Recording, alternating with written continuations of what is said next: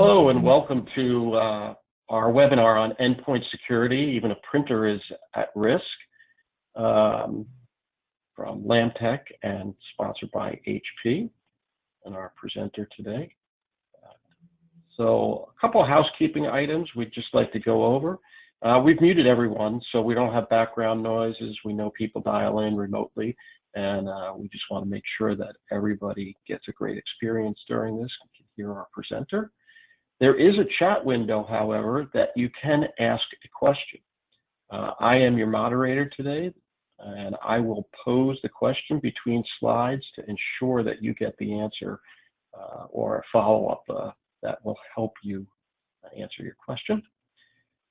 Please interact with us. I don't think we have any polls today, but if you do have that question, certainly ask it. Interaction and questions helps make it a better webinar for all. Contact information will be provided at the end of this webinar, and that way you'll be able to make follow-ups or get deeper into any other conversations that you might need to have on this subject or others. So at this point, I'd like to also let you know that there'll be a link to the recording.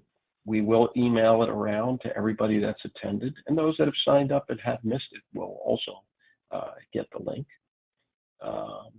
And so I'd like to introduce Doug. Doug is from LambTech. He is the account manager, and thanks for hosting us today, Doug. I'll turn it over to you. All right, appreciate it, Pete, and good morning. I am Doug Sokolowski, account manager for LambTech, and we do welcome you and thank you for your time on today's webinar. We hope that you're going to learn a lot. Give you a little history and information about LambTech for those that are newly joining us, and also a refresher this year. LambTech is proudly celebrating our 20th anniversary. We were founded by Robert Lamb in 1999 in Sedalia, Missouri. Robert still serves as our owner today. We do provide managed services for businesses and organizations with our core coverage area, going anywhere from Kansas City to Columbia, to Brunswick, and also down to Springfield. However, we do service several other states and regions too. Now, LambTech aligns IT solutions with your business, with your growth initiatives. Our goal is to take care of your technology so you can focus on your day-to-day business and stop expanding those issues and problems. We offer managed services to maintain your security. We do things like help desk, which I know some of you take advantage of, and we appreciate that. We do consulting and also data recovery and backup services.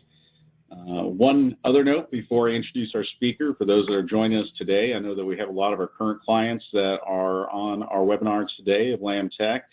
We appreciate your partnership. We do believe that today everyone's going to learn more about protecting your business, especially when it comes to print management and how we can assist with that. If you have questions on what you learned today and how it works with your specific agreement, feel free to reach out to our team after the webinar is complete. We'll be glad to talk with you then. Today we're going to be discussing how to protect your office, your printers from cyber threats with our partner from HP Inc. And at this time, it is our pleasure to introduce our presenter and partner from HP Inc., Ben Timms. Ben, good morning.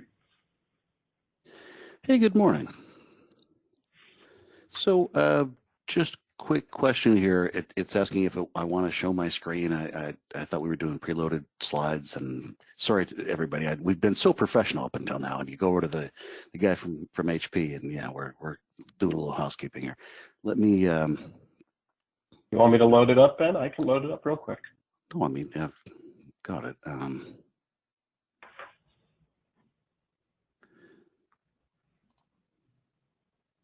Yeah, please go ahead. Load it up for me. Apologies, everybody. Hey, good morning. We're going to be talking about overall security. We're going to be taking a look at kind of some states of the union. I like to think about it, of what's going on with cybersecurity overall, looking at some of the trends that we're seeing from the bad guys, and you know, doing some gazing into the old crystal ball and saying, hey, what's likely to be coming down the pipe, and looking at some current threats and hopefully some ways to avoid them, or looking at different ways to secure our environment. So yeah, just go ahead and wait for this slide to load. And while we're doing that, when we look at the state of IT right now, there's a few trends we need to be aware of. The first one is that the amount of data on our networks is exploding, and that's not news. That's been going on pretty much since forever. Let's just go ahead and go to slide number 3 there. All right, well, go ahead and hit the. All right. Are we going to get audio? That's the next question.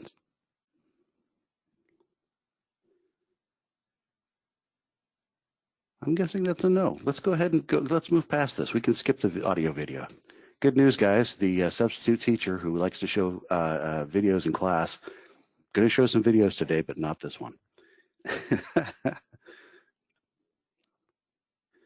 All right, so the amount of data we have is exploding. The number of devices on the network is also exploding. And that's due largely to what has been called the Internet of Things, or as I like to call it, the Internet of Things that have no business being on the Internet. So for those of you who have Internet connected refrigerators and running shoes, and yes, by the way, those are real things, thanks very much. Now let's talk a little bit about the development cycle for IoT devices. So thermostats and front door cameras and all this kind of fun stuff. Here's how this goes. You just have an idea for a product. You spend a couple of months getting ready to build the hardware and managing a software bundle. You're going to teach this hardware how you want it to work. You're going to cram every possible feature that you possibly can into that device. You're going to make a quick run of maybe a few thousand of these things. You're going to release them out into the wild. Let's not go to that slide quite yet, please. You're going to release them out into the wild, and you're going to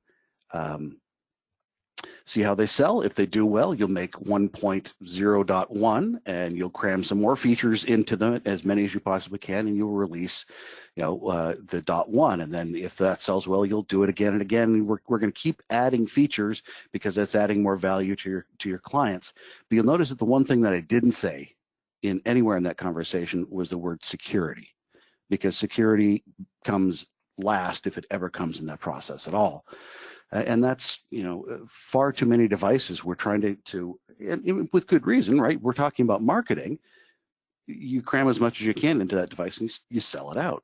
The problem is, if a device is smart enough to look out into the internet and deliver information or to give you options that have some kind of an app or something like that, guess what? That device is smart enough to be used as a point of attack in some kind of a security attack. And with our modern workforce, largely millennials now, congratulations, millennials, they demand to have everything connected no matter where they go. And that is creating some real questions for us as IT managers and as business owners. What do we allow on our networks? What are we, how do we give people the connectivity that they crave and also require, let's be honest, while also making sure we're keeping our incredibly valuable assets intact.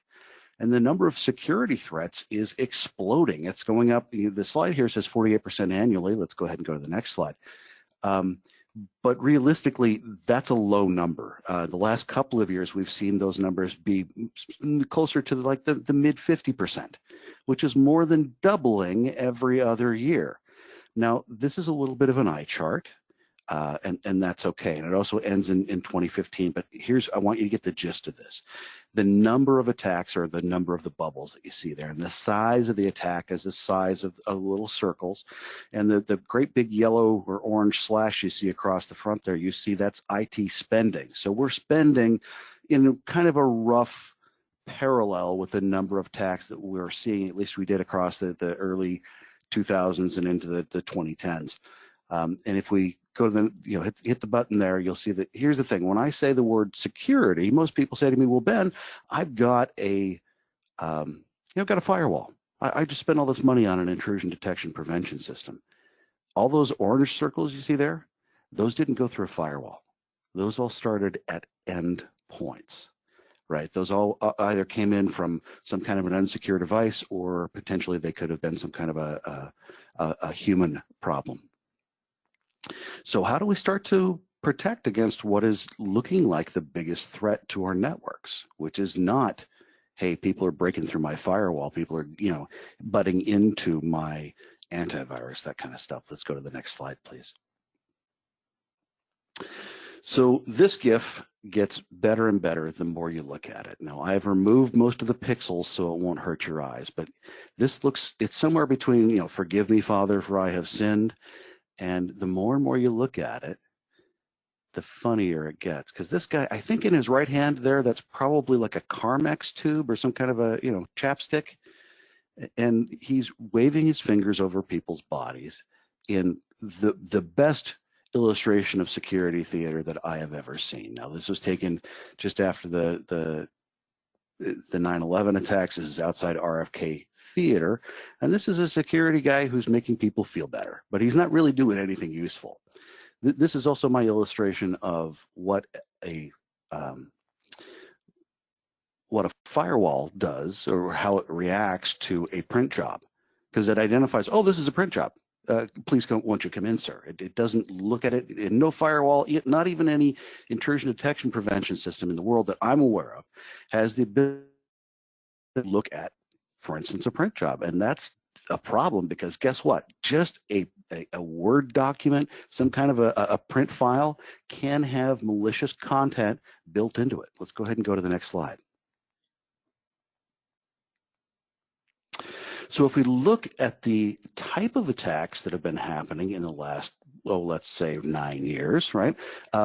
Just a couple things I want to bring up. First of all, we're going to look at Stuxnet. Now, Stuxnet was a virus that was designed to jump what's called an air gap.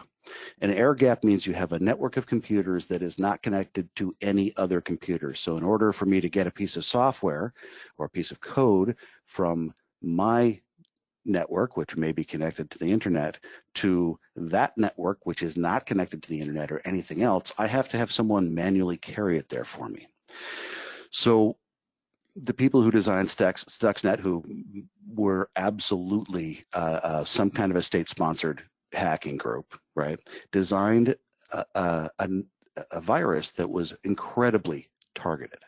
They specifically infected 5 specific groups of people who they knew were working with the Iranian nuclear program, because Stuxnet was designed to go after the centrifuges that Iran was using to enrich uranium.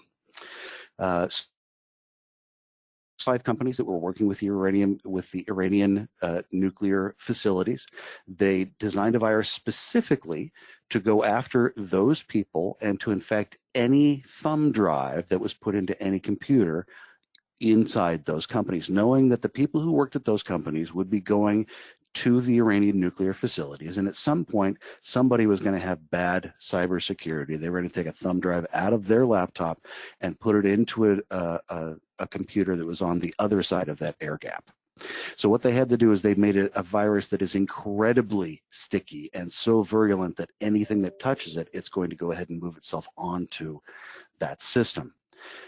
Here's a good way to think about viruses and malware. You can think of it kind of like a bomb. Now, if you picture a bomb, something that they're going to drop out of like a World War II airplane, okay, you have fins on the back of the bomb, and you have a metal casing that's going to hold the bomb parts inside. And you can really think of that as kind of the envelope or the delivery system. But the inside of the bomb, what's actually going to go boom, you could make that high explosives or low explosives. You could make it into, any kind of bad stuff you want to can be put inside the bomb. But the virus, if we're going to follow me here, the virus is the outside, the casing, and then inside the virus you can put whatever payload you want to. So Stuxnet gave us a virus at the outside of the bomb casing that was incredibly sticky. And guess what? You can use that code any way you want to. And even an unskilled hacker can take the Stuxnet virus, pull out the payload, and replace it with whatever they want to. Right, so we have viruses that are designed to be more and more sticky, more and more dangerous, more and more communicable. And they're becoming more and more targeted as well. A really good illustration of that is the Ukrainian power grid here. Let's go ahead and hit that button for me one more time. Now, the Ukrainian power grid attack was designed, oh, that was a backwards. There we go. The Ukrainian power grid was a state-sponsored attack. The logo you're seeing on your screen right there is a logo of the actual group that designed the Ukrainian power grid attack. They are part of what used to be called the KGB. Now they call it the GRU. And those people, their name for themselves, we're pretty sure, is Fancy Bear. That's their logo. Now, Fancy Bear decided, because the Ukraine and Russia don't get along, that they were going to attack specifically the power grid of the Ukraine to try and take it down. They designed a virus that is designed to go after the hardware of systems within the Ukrainian power grid. Now, this is something new in the world. Prior to this, there had been, I think, maybe one other virus that was designed, because here's the thing. Originally, viruses went after applications, things like Word and Excel, right? The programs that you run on your computer. A virus would be something that would try to execute a macro or do something like that to get something bad to happen. And then they moved down a little farther in what we refer to as well, it doesn't matter what we refer to it as, without getting super technical, moving down farther from applications, going down into the actual operating system itself, looking for zero-day attacks. And now we have, for the very first time, people trying to attack the physical hardware of systems, going down. Because here's the thing. If I have an application exploit, all you have to do is close the application, maybe restart the computer, and you're okay, because it's not running anymore. If I have an operating system exploit, every time I restart that operating system, the exploit gets reloaded with it, and I have to change the operating system if I want to get rid of that bad code. But if I own the hardware, if I can get down into below that operating system level, then you can even change the operating system. You could shut the system off, you can bring it back. You own that system pretty much completely. And the farther down in those systems that you get, the closer and closer to hardware, the more and more difficult it is to detect that there's even a problem at all. So incredibly hard to detect that there is a problem, and incredibly difficult to get rid of the problem once you do. Right? So these are just some of the things here that you know, some trends we're seeing from the bad guys. Let's go ahead and go to the next slide, please. So if we talk to hackers, the people who do this for a living, and in this case, we're talking to Peter Kim. He's a white hat hacker, which means he hacks for the good guys, who literally wrote the playbook, the Hacker Playbook 2. By the way, for those of you who enjoyed the Hacker Playbook 2, the Hacker Playbook 3 is now out. It's the third one in the trilogy. That's where they take the ring to Mordor, they throw it in the fire. No, I'm kidding. Sorry, I'm not sure that joke works over a webinar, but heck, I tried it anyway. All right, so the first rule of hacking is you go after low-hanging fruit first, right? You go over after the most obvious, the most open, the easiest thing to do. And if talking to Peter Kim, the first thing he looks for is multifunction printers, because they're an easy way to get in. Now, when I ask people and IT professionals, when you buy a new printer, so when you buy a new desktop or a laptop or even a server, what's the first thing you do? And well, after taking it out of the box and plugging it in, they're usually going to image the system. And imaging it just means we're going to load our software, our antivirus, we're going to get it ready, we're going to have it security ready for use in our systems, is the whole idea behind imaging systems. And they'll use some kind of a facility like Ghost or something like that to get those systems ready. And we run antivirus and those kind of things on those because we're very concerned about security with those devices. Now, if I ask those same people, what do you do with printers in your environment? I get usually blank stares, and they say, well, we give it an IP address and we let it out into the wild. Well, you don't even set passwords on the embedded web server? No, the vast majority of them don't. And when I say the vast majority, I mean, I give this presentation sometimes 5 or 6 times a week. And I've done that for the last 18 months. And I've had, I don't know, 5 people say, yeah, we do more than that. Right. So it's standard practice to just say, okay, it's a printer. We let it out into the wild. And we're not thinking about those things as potential risks. Now, I mentioned earlier, anything that's smart enough to talk to your network and especially smart enough to get out onto the internet is smart enough to be a problem potentially. Yeah, that may be a theme we're going to talk about as we go along here. Let's go to the next slide. So let's hope we can get some audio out of this, because this is a really beautiful example of one potential hack that can happen here. So let's go ahead and let this run. And if not, you're going to get to, we'll do a Godzilla type overdub of the video. It'll be fun. Pretend we're back in college and turning off the sound and saying rude things in front of a video. It'll be fun.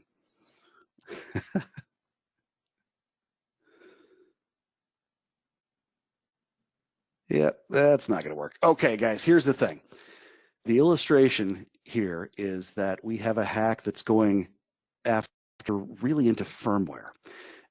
And we're this potential hack here is we're using software to tell IP connected phones, and that's what he's pointing out here, that they are off the hook. And we are going to go ahead and look for those IP connected phones as an audio attack. And the way that they enable this audio attack is they send a copy of a resume to someone within the company. So I'm the bad guy, and I want to start infiltrating this company and getting some information from them. Well, one of the first attacks I'm going to do is I'm going to send your company a copy of my resume. When the day of my quote unquote interview comes, of course, the hiring manager is going to print out a copy of that resume to bring it to the interview with him, because that's what almost everybody does. And when that printer executes or prints my print job, hidden in the header of that particular print job is malicious code that overwrites the firmware of that printer, and suddenly I have a node on that network, and from that one printer I can now move sideways on the network. I can start to look for internet connected phones like they're illustrating here, or I can look for Active Directory, or I can start to get more and more information. Here's a good kind of an illustration of that, going from someone's laptop to a printer, from there into the internet phones, and from there looking for more information. Now, with this particular attack, they went from the printer to the phone system. They told all the phones that they were off the hook and to start listening in every room in the particular company. And literally, it was like placing a bug in every room in the business. And they were exfiltrating that data. And when they decided that it was too much information to have to listen to all those conversations or all those phones all at once, they decided that they were just going to go ahead and hook it to a speech-to-text converter, and then they hooked that to Twitter. So literally, they just started tweeting out what everybody was saying in this particular environment, right? And that all came from a simple print job.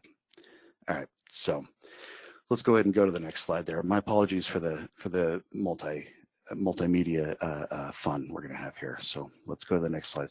So when you look at all the things that make up any computer, and that could be a desktop or a laptop, it could be a server, it needs to have a few different pieces. And back when I was going to school, I learned that you need to have 4 or 5 things to make any computer. You have to have a processor, you have to have memory, you have to have storage, and you have to have some kind of an operating system, and then you run applications on top of those things. So when we have any device that could do all those things, we have a device that is potentially hackable. And I've been doing this for about 18 years now, and I just to let you know a little bit about something about me. I came from the land of server storage and networking. I spent about 16 of my last 17 years were spent with big iron server storage networking. I did everything from like a couple of servers in a virtual environment to like multi-million-dollar data center designs, that kind of stuff. I did big like hardware. And about 18 months ago, I had a buddy of mine, and I was working for HP, what is now HP Enterprise, and I had a buddy of mine who used to work for all the same company, HP. He said, "Hey, you need to come work for us." And I said, "Don't you work for the printer division of HPI?" He said, "Yeah." I'm like, "No, I'm not going to do that." He said, "No, you need to come take a look at this because I know that you love what you're doing. I love to know that you love the technology you're working with, but there's some things happening in printing and in security that are really interesting. You need to take a look at this." And obviously, I'm here talking to you today. That's how interested I am. But that's a good gauge of even just a few years ago, we weren't terribly concerned about printers. It was just a node. It was just a thing. My comment to my friend was, look, printers shoot ink onto a page or they bake plastic onto a page. And that technology has been around, inkjets have been around since the 70s. And the technology behind laser printers has been around since the 20s. Why would I want to come play with those toys? Well, here's the thing. They're all computers and they're all on our networks, and securing them is becoming a big challenge. Let's go to the next slide, please. When you look at the vulnerabilities of printers, it's not just the traditional vulnerabilities that you have in desktop, laptop servers. You also have a great big digital to analog converter sitting on top of that computer that takes your vital information and it turns it into something you can touch and taste and mail to someone else or pass it through your low-run test, and it doesn't matter what you want to do with it. We have another set of vulnerabilities that come with attaching a computer that can talk to the internet and networks to a printer, right? So how do we start to look at these challenges? Let's go ahead and go to the next slide, please. For printers, you need to think about 3 different levels of security. You need to think about the device itself. Do I have a secure device? Are the software and hardware, are they vulnerable? Can I keep them secure? The data that is going into that device and coming from that device, because the truth is most printers don't just print anymore. Most of them have scanners on top of them, and most of those scanners will allow you to do things like scan to email, right? And that is a whole nother level of risk associated with that as well. And then the documents that are going into and coming out of those devices, depending on your level of healthy paranoia, and you can't see it, but I'm doing finger quotes around healthy paranoia, right? Are you concerned about who gets to print and what do they get to print, right? So how do we secure those 3 levels? Well, let's go to the next slide and we'll talk about it. When we're looking at the device itself, why is that concerning? Well, one particular hacker did a proof of concept, and also kind of as a goof on his buddy. His buddy across the hall had a printer in his office. This guy spent 4 months using a remote firmware upgrade command to teach the firmware on his buddy's printer to play Doom on the touch screen. Now, for those of you who have used printers before, you know that playing Doom on the touchscreen, that's not what a printer is supposed to do, right? But that's a really good example of teaching a computer to do things it's not designed to do. That is absolutely a security issue. So let's go to the next slide. And we'll look at what we're doing from a hardware point of view to kind of keep things safe. Now, when you turn on a computer, or any computer, doesn't matter what it is, and it could be a desktop or a laptop or a printer, the first thing it does after it runs the post is it does something called the BIOS. BIOS, for the non-technical amongst us, which is probably just about everybody, it stands for Basic Input Output Set, and it is how the hardware learns to talk to the rest of the hardware on the system. It's roughly 1 million instructions. And if I can hack that BIOS, that's the very deepest level of the computer, not only do I own that system, but it's almost impossible to detect that there is any kind of a problem. And most systems can't even say, hey, we've had a BIOS problem.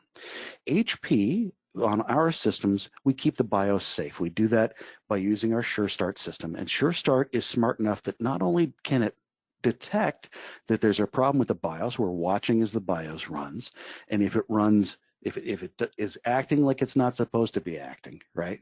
If it does not pass its checks, the system is smart enough to say, oh, there's a problem here. It alerts the human beings, hey, I'm having a problem, and it shuts itself down. Now, there are two different copies of that code. The BIOS code inside the printer, we have two copies. One copy that gets used, and that one can be changed. We have a second copy of the BIOS that is not being used and cannot be changed by anyone for any reason. If we detect that there was a problem with that BIOS loading, when we shut the system down, we flash the BIOS from the copy that can't be changed, the permanent copy, over to the copy that can be changed, the using copy. We rewrite it over again, and then we reboot the system. We, of course, alert the humans, hey, we've had a problem, and we watch the system run again. And if the BIOS can't get a good load that time, we repeat the process one more time, right? Trying to fix itself. And then if it can't fix itself, the printer alerts the humans, hey, I'm having a problem, I cannot load, and it goes into what we call a safety mode. Basically, the system will not allow itself to run in a non-safe mode. But here's the important thing. We have a system here that can heal itself, right? From the BIOS level, the very deepest, most dangerous level to have a system hacked, we can detect it and it can fix itself. We're the only system, the only printer system on the planet that can heal itself.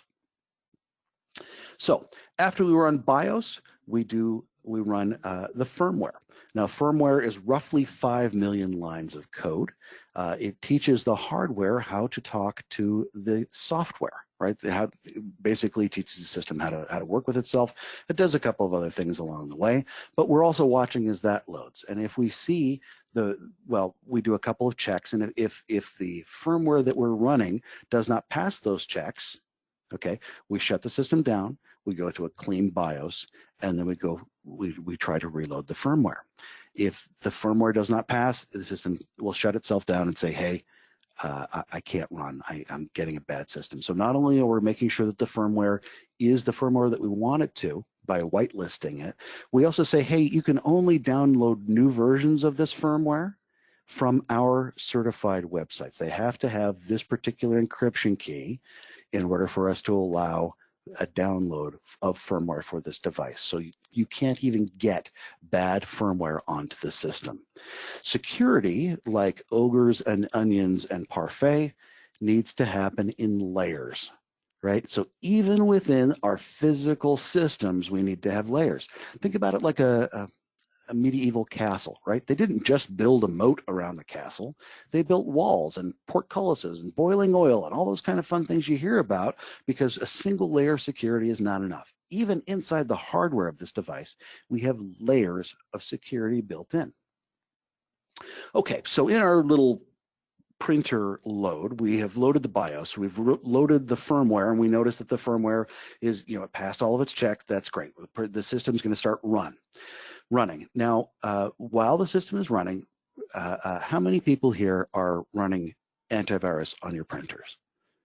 Okay, if you're being honest, the answer is none of you, because there's one exception in the industry of people who are trying to run antivirus on printers, but that hasn't been a thing for a really long time. Now, the problem with running antivirus is really good at detecting problems that have happened to other people.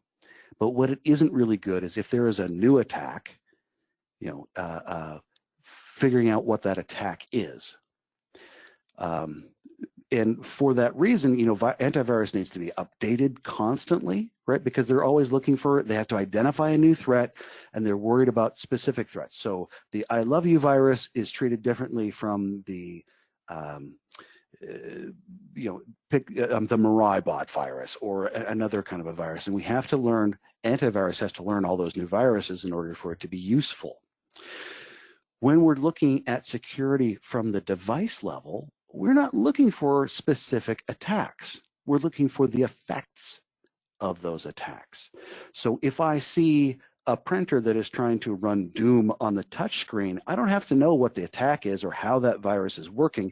I just see, hey, this printer is not trying to do things that a printer would do. It's not looking at images or scanning images or doing all the things that printers do. It's trying to run Doom on the touch screen. with runtime intrusion detection, we're looking at what's happening in the memory of the system, and we're not worried about what the attack is. We're looking for the effects of the attack.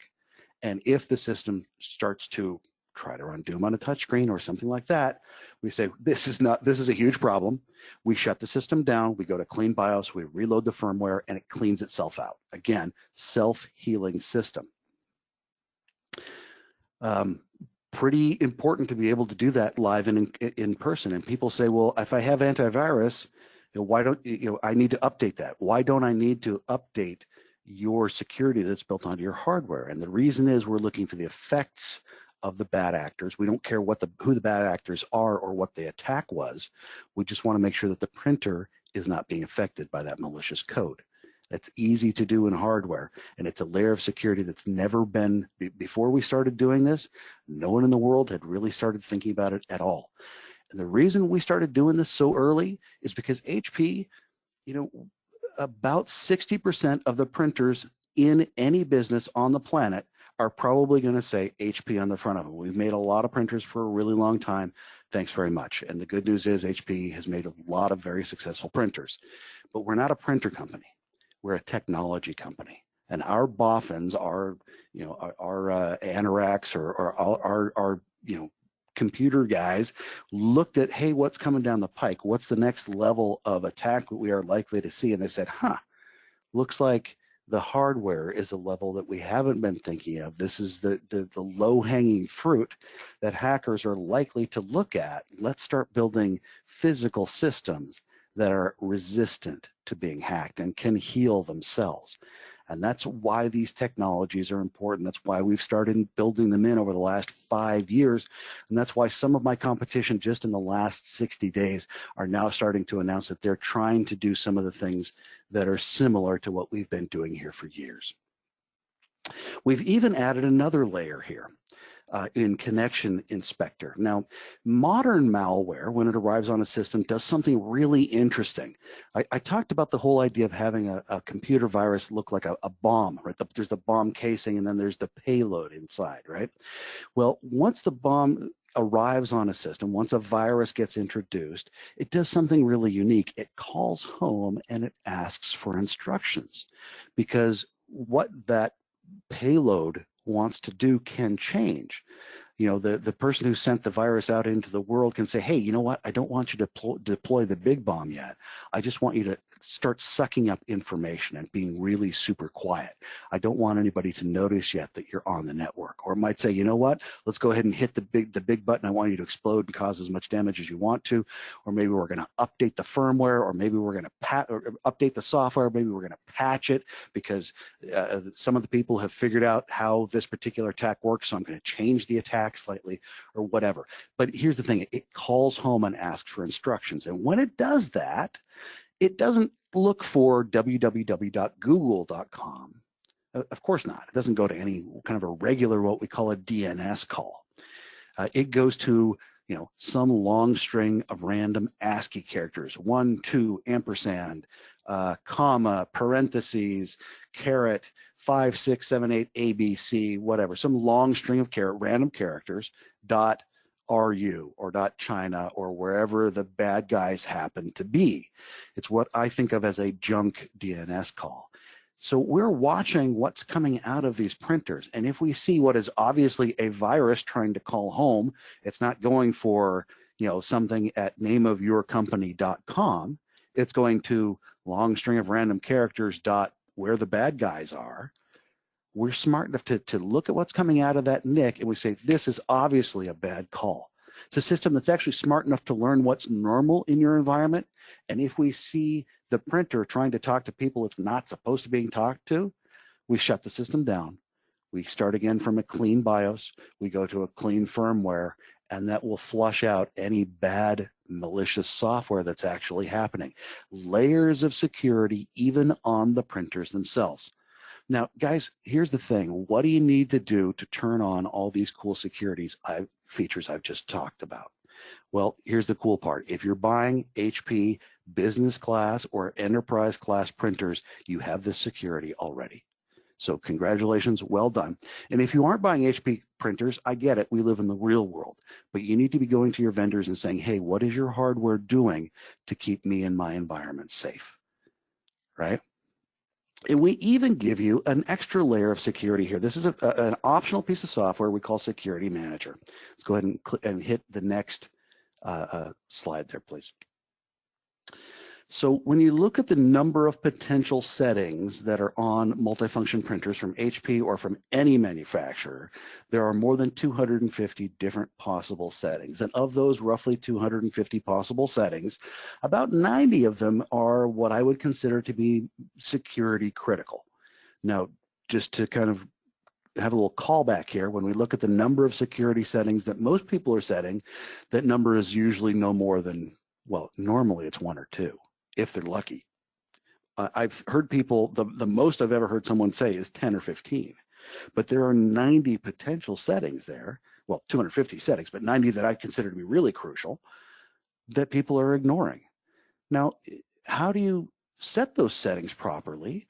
What if you need to change those settings? You know, if you have 4 printers in your office, setting all 90 settings is potentially doable. That could be an afternoon's worth of work. But if you have hundreds or thousands of printers in your environment, you know, even if it only took 10 or 15 minutes on a particular printer to set some of those, the most critical policy settings, well, I'm not really good at math, but let's look at 10 or 15 minutes times a few hundred printers. That's like a half-time employee just to do that, right? And that's a big deal. And once all those settings are set, how do you know that they're still set the way you want them to be set? And God forbid you want to change something, right? Because making changes, important security changes to those printers can be a massive job. Let's go ahead and go to the next slide. So we got to have a better tool to set those print jobs. And hopefully I want to have the ability to change printers in different ways. Maybe I have one set of printers that has one set of rules and another set of printers that have another set of rules. And just taking one printer that I've spent the time to set up properly and cloning that again and again and again, that works okay. But A, it doesn't tell me if any changes have been made on those printers. And B, when it comes time to change things, suddenly you have to roll things out again and again and again. It's a difficult process to set up. The change is not easy. Wouldn't it be much nicer if we had a wave of the mouse, click of the button, bang, I know that changes have been made. I get great reporting about where all of my printers are, what all the security stances are, and I can change policies and deploy policies to the hardware of my printer with a wave of the mouse, click of the button. That's what Security Manager is designed to do. It gives you a way to manage your HP fleet and say, hey, I know exactly what all my printer settings are. I can change them if I need to, and I can have not only know what my security stance is on all of my printers, but I can change my security stance at any time. I can not just set a password for that embedded server that is in almost every printer on your network, but I can change those passwords because over time, so one of your big IT guys quits and, oh, by the way, he's got all your passwords. Wouldn't you want to change that? I mean, hopefully we're hiring ethical people that wouldn't do anything like that. But yeah, trust is one thing and knowing is another. Additionally, if you are in what I like to call a high level of healthy paranoia environment, like banking or healthcare, you better be able to not only know what those settings are, change what those settings are, but hopefully you have good reporting so that when you get audited, not if, but when, you are going to have great documentation to show to an auditor or to a curious CIO or to anybody who wants to look at, hey, here's what's going on with my printing and our print environment. How do I know that all these devices are in fact secure and I can allow them onto my network? Well, you can have, for incredibly low cost, software that'll do it. They'll wave of the mouse, click of the button, bang, I know that all my security settings are correct. How cool is that, right? Do you see some value there? Do you see where, just wave of the mouse, click of the button management can save you potentially thousands of dollars with just that one functionality? Hopefully you do. Let's go ahead and go to the next slide, please. So being able to authenticate users and know who's doing what on your printers can get really, really important. Let's go to the next slide here. Really quick story time, guys. So about, I guess it was 10 years ago now, George Clooney and his then girlfriend, now wife, were in a motorcycle accident. And they were taken to Cedars-Sinai Medical Hospital, and they were treated in the emergency room. Now, anybody who's ever been in an emergency room knows that the ER is, of course, on the ground floor of the hospital, because that's the obvious place. You need to get in and out of that pretty darn quickly. While Mr. Clooney and his significant other were being treated, a nurse there in the emergency room decided that she needed to print out a hard copy of Mr. Clooney's medical information. Now, the bad news here is that nurse accidentally sent that print job to a printer that is on the 3rd floor of the hospital. Now, I don't mean to beleaguer this point, but the 3rd floor is not where it's not where the emergency room is. That's another ward, right? And the nurse up on the 3rd floor walked up to a printer, and she saw someone else's print job sitting on top of that printer. Now, I know none of us have ever found somebody else's print job and had to go, whose print job is this, right? It never happens, right? So she saw this print job sitting on top of a printer, and she said, holy crap, that's George Clooney's medical information. Guys, she did the right thing. She immediately called TMZ, and she sold it to them. Now, here's the thing. Those of you who are in the medical field know about HIPAA regulations, and those of you who aren't in the medical field, every single time you go to a doctor or dentist, you're reminded about HIPAA, right? One of the things that HIPAA regulations say is that every breach of patient confidentiality is punishable by a fine of somewhere between $50,000 and $500,000. Mr. Clooney could have additionally sued the hospital system for umpteen gazillion dollars for exposing his personal information to essentially the entire world. Do you see why there's a little bit of liability of knowing who's printing, where they're printing, et cetera, et cetera? Okay, so there's an interesting coda to this whole story. Mr. Clooney was very cool about the entire situation. He did not sue the hospital, and the nurse on the 3rd floor did go to prison. Now, it's been more than 10 years since this happened, so I'm sure she's out by now. But do you see where control of your print environment can be a big deal indeed? So knowing who's printing and making sure that they don't print until they're walking up to a physical printer and they're tapping their badge or giving some kind of information proving who they are before something prints can be very, very valuable. In fact, just doing that one thing, having a what we call pull print environment, reduces your print cost by an average of somewhere between 10 or 15% right there. So there's some value included in that, right? And there's lots of software out there that will give you pull print capabilities, and if you are in a secure environment where that becomes something that's desirable, again, I would highly encourage you to look at something like that. Okay, HP's version of pull print, we have a couple of them, but Access Control is our most secure version. And not only does it give you the ability to say, hey, you have to tell me who you are before you get to print anything, but it can give you more controls. It can say, you know what, hey, Bob in accounting, you only get to print in black and white because accountants don't need to see color, right? But Jim in marketing, you get to print in color. And by the way, Gene in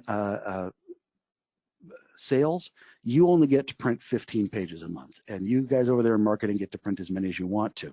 Or maybe we're just going to monitor and say, hey, you know what, Joseph there in marketing or in sales rather, how come everybody else in the department printed under 15 sheets last month and you printed 1,500? Right? Wouldn't you like to be able to identify those kind of bad actors and have conversations based around, so what's going on and what are you doing, right? I'll give you a real world example of this. I identified a guy a couple of months ago who had printed out multiple copies of his BMW owner's manual. It was 325 sheets, full color, both sides of the page. Multiple copies of it because he wanted, I don't know why, but just being able to have conversations around that kind of stuff, wouldn't that be a really good kind of a cost, money savings, and oh, by the way, security kind of a thing? And here's another level of security. Knowing who can scan, especially who can scan to email, can become a very, very big deal indeed. Because here's a real world example that I'm not allowed to tell you, so I'm going to anonymize it. a disgruntled employee at a Fortune 50 company who usually uses 2 capital letters as the name of their company. I'm not going to tell you who they are, but obviously, okay, follow along here. Decided that they were not very happy, and they typed up what was supposed to look like an email from the CEO of the people we're going to call Company A, right? And it's from CEO of Company A to purchasing department of Company B. I'd like you to do these things, right? They walked over with this, what they had printed out that looked like it came from the CEO of Company A. They sent it from the scanner, right? The send to email functionality of that multifunction printer to Company B. Now, the people on the other end of Company B get this message, and all they know is that it came from some email address at companyaa.com. They didn't know that it came from a scanner or whatever, right? They weren't paying attention to that. All they know is that when they printed out the page, it said, oh, look, this came from the CEO of Company A. We better do this stuff, right? Do you see where having control over who can scan can be a really important thing to do? So yeah, access control. One potential, and look, there's software from lots of different manufacturers. Some of them are much more secure than others. I would suggest that if you already have software like this that gives you or that gives you, badge printing capabilities, follow me capabilities, those kind of things, I would ask some really hard questions of your vendors. And I'm not knocking anybody's product. Most of them are fairly secure. There are a couple of really popular ones out there that I'm surprised at how not secure they are. So please go out and ask some better questions. We work and play with everybody, and I'm not here to promote or I'm not here to knock anybody's software. I'm just saying, hey, ask, right? But having those capabilities, depending on your level of healthy paranoia, could be a really important thing. So access control is one way that we can keep those printing environments secure from an analog point of view, from a wetware point of view, from a human beings who are absolutely the weak point of security in any network. The people who are going to go ahead and click to open those attachments, the people who are going to answer phone calls, and when somebody sounds like they know what they're talking about, they're going to give them potentially massive amounts of really dangerous information. The people who are not going to check, like, who sent that email I just got, it just looks like it came from the CEO of Company A, right? We need to know who is doing what and who's allowed to do what, right? And so, yeah, I'm kind of beating this point into the ground, but hopefully, for those of us who need higher levels of healthy paranoia, that's another good way to kind of look at things. So here's the thing, guys. The point of today was, well, to scare you a little bit, sorry. But more importantly, hopefully to give you an overview of kind of like, these are some things that we should be thinking about when we're looking at overall security, right? The bad guys are out there, and there is not a single week that goes by when I don't hear about some kind of a massive hack. There's a company called Norsk Hydro that, amongst other things, makes hydroelectric power. They were hacked so badly about 6 weeks ago that literally every single system they had, including their website, was almost completely destroyed. They had to go back to using a pen and paper for most of their functionality, and they're trying to get things back. They had to go literally to backups to try and retrieve most of their systems. And almost everything is backup, but even their annual report, they did not have the ability to print out or to generate an annual report for their shareholders this last week. Okay, and they are still trying to recover from a hacking attack that was more than 6 weeks ago. They've been incredibly public about it and really, really good about telling everybody, hey, this is what happened, this is what we're doing to recover, and they're being pretty quick about it. If you want a good example of somebody who got absolutely, to use the parlance of the hackers, it's not, okay, it's not the parlance of the hackers, but they got pwned, man. They just, almost every single possible system was completely decimated by this particular cyber attack. And how do we prevent things like that? Well, one of the ways we do it is by thinking about our security in layers. Firewall, antivirus, incredibly important. I'm not knocking those things, but they're not the only. You can't just have a drawbridge and a moat. It doesn't work that way anymore, guys. You got to worry about all those other layers and having better hardware. And by the way, these hardware things we're talking about that we've been building in for more than 5 years, those didn't come from our printers originally. We took them from our desktops, laptops, and HP servers before the split, right? all those security functionality is built into many of our hardware systems because we've been thinking about this stuff for a long time, right? So I feel like I'm kind of starting to repeat myself, but the key takeaways here, guys, are A, ask better questions of your vendors. B, be aware that everything that goes on your network is a potential hazard, and make sure that you are treating it with the proper respect. Get an idea. And here's the thing. I know that absolutely nobody in the world waves a magic wand and says, I am going to replace all my printers right now because they're not secure. Or, you know, this is the real world. And I have yet, again, I've been doing this for a long, long time. No CEO in history slams his book down on the table and says, holy crap, we got to fix everything right now. Here's an unlimited amount of money to go out and fix things. I understand that you probably have older printers in your environment. There isn't a week that goes by that I don't walk into somebody's company where they have an old HP LaserJet 4 somewhere, usually hidden in a back office. Now, for those of you who are unfamiliar with the LaserJet 4, we made them between about 1988 and 1991. All of them now look like someone has been sitting next to them smoking unfiltered Camel cigarettes for the last 25 years because they're this beautiful kind of orangey tobacco color, right? But they're still out there on people's networks. Right? And I get it. It is our fiduciary responsibility to get the maximum value out of our assets. I get it, right? But there's a reason that we don't allow Windows 98 laptops on our networks anymore. And the big reason is not because they don't work. I have a laptop that's almost 20 years old now that works just fine, but I don't use it anymore because I can't secure it. It's time to look at some of those printers that we've had for 15 or years and say, you know what, it still prints. And you know what, I can still buy toner for it. That's great. Is it a security risk? So here's how we start. You get a baseline of understanding. Where are you right now? And HP and our vendors like LambTech can help you to get an idea of where's the baseline, what's going on right now, what printers do I have, what kind of security do I have? And you know what, that's going to be a painful thing to look at. Nobody wants to take a test and fail it the first time. And I guarantee you that everybody's going to fail this. Some will fail massively, some will fail not quite so badly, but nobody passes this test the first time. And that's okay. You have to get that kind of into your brain of security is a system of I'm going to fail it until one day I pass it, right? That's how security works. I'm going to fail every pen test, every other kind of test until my security is actually where it needs to be. And then I better keep taking the test to make sure I don't fail. And that test better get harder over time. Okay, so let's get back to this. Figure out where you are, right? Make a plan of how am I going to get better? Because don't let perfect be the enemy of good. Figure out where you are, make a plan of how do we get better, make better purchasing decisions, okay? And start thinking about the end result from the beginning.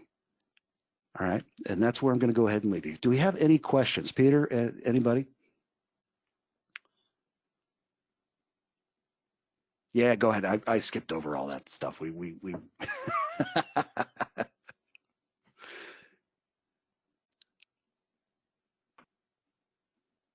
Oh, the silence just sounds great, doesn't it, guys? Is everybody taking a big deep breath and kind of going, holy crap, I didn't know this was such a problem. Hopefully not too badly, but the education is a valuable thing. Doug, you want to come on in and take us home? Sure. If there are no questions, we do appreciate your time again today to learn about the latest in managed print services with Ben Timms at HP. We do want to remind you, if you're a current client and you want to see how what you learned pertains to your agreement, feel free to give us a call after the webinar. If you're new and wanting to learn more about what we offer at LambTech, you can give us a call. My number is on that screen, 660-851-7342. You can also email me at doug@lambtech.com. I also encourage you to visit our website at lambtech.com. And again, we do appreciate your time here this morning and hope you have a fantastic day. Thanks, everybody.